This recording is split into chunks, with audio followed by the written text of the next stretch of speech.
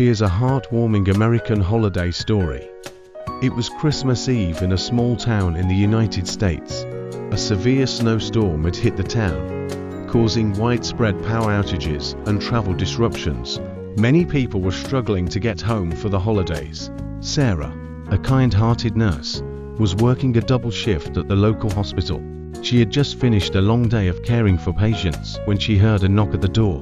It was an elderly woman named Mrs. Johnson, who had been stranded at the hospital due to the storm. Mrs. Johnson was worried about spending Christmas alone, as her family couldn't make it to visit her due to the weather.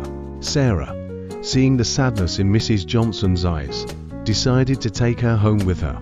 As they drove through the snowy streets, Sarah learned that Mrs. Johnson had lost her husband just a few months prior and was feeling lonely and isolated.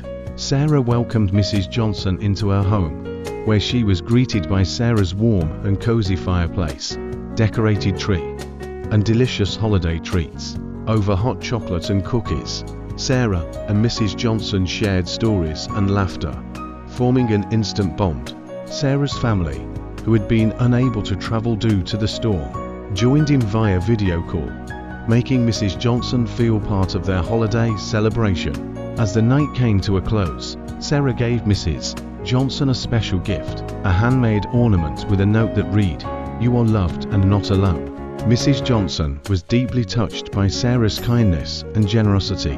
The next morning, the storm had passed, and the town was blanketed in a beautiful layer of snow. Mrs. Johnson thanked Sarah for the best Christmas she had had in years and promised to repay her kindness someday.